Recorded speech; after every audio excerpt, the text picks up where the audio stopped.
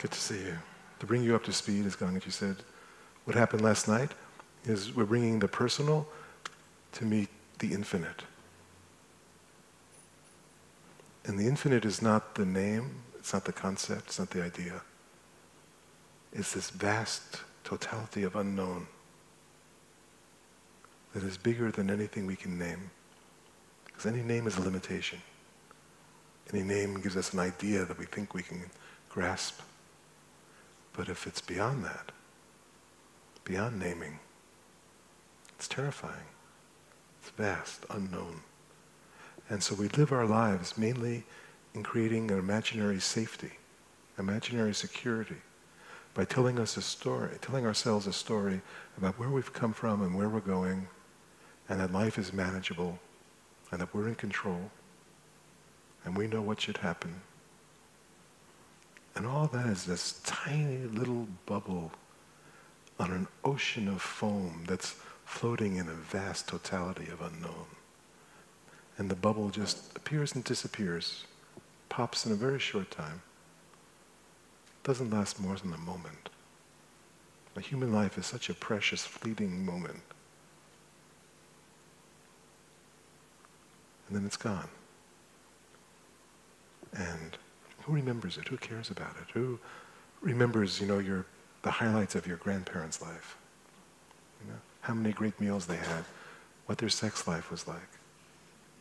Who cares, right? And yet most of us live our lives either for our future children or for our experiences, our sunsets, our fulfilling as many desires as we can.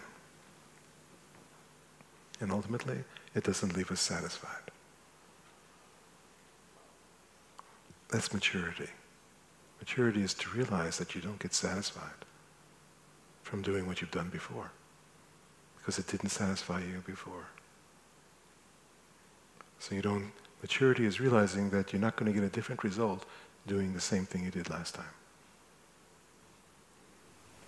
So really the invitation that we bring to you, which we had been searching for without even knowing the specifics of what we were searching for, and we met our teacher and he told us to stop, we could actually discover what we'd been searching for in all of the activity, in all of the passing pleasures. And because we do get satisfaction in life, life is thrilling, but the satisfactions that we get from experiences, even spiritual experiences, don't last.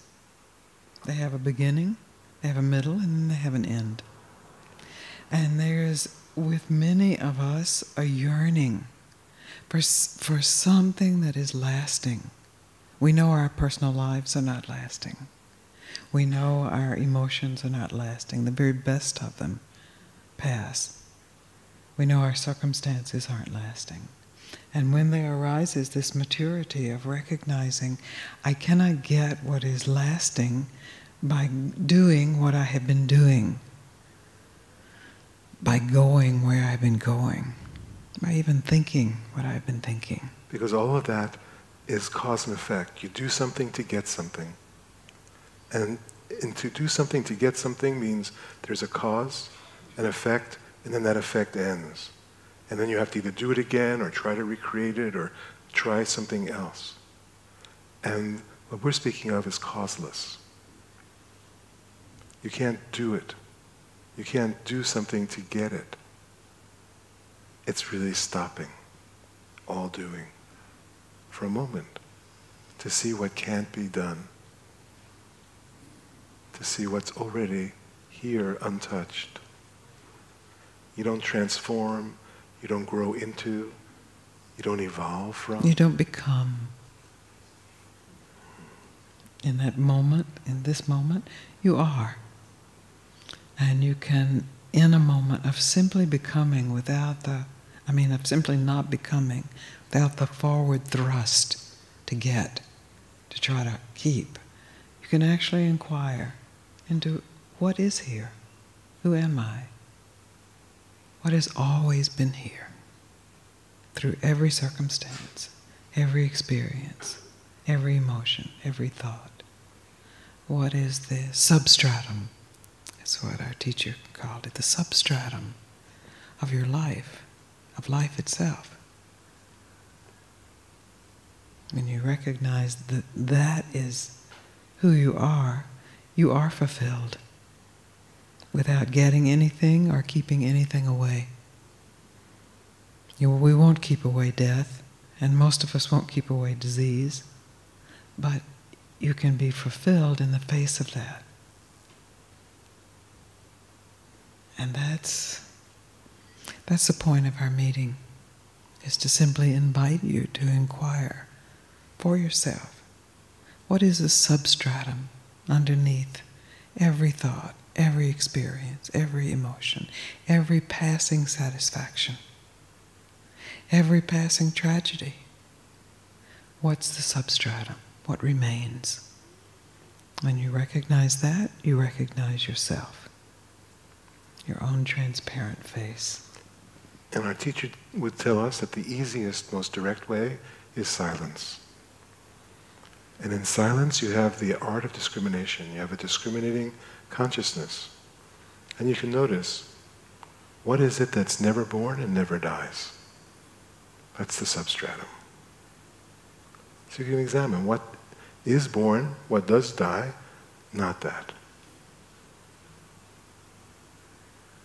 So then you can just start to examine for yourself where you have identified with what is born and what dies, and how that identification overlooks what's already here before birth and death, during birth and death, after birth and death.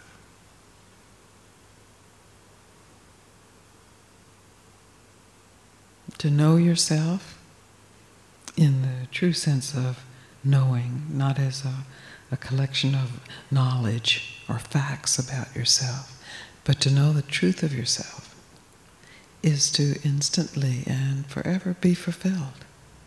Doesn't mean you're always happy with circumstances or you're always having beautiful emotions, but underneath that you are fulfilled to be. You recognize, I am. And that, you already know that, but we have overlooked that in accumulating what we are. Learning that we are male or female. Learning that we have particular parents, that we're good or we're bad. We're stupid or we're intelligent. We're enlightened or we're ignorant. Those are all just layers of thought. Layers of knowing. And so when Gangaji says to know yourself, in this deepest sense, it's really from the root of the word, which is Gnostic. And it's not knowing through information or belief or concept, but from direct experience. That's why we're here. Yes. That's the point of our conversations, that's the point of our speaking, that's the point of inviting you to speak. We're not offering a new dogma or a new set of facts. We're not teaching you anything. We're not giving you anything to do.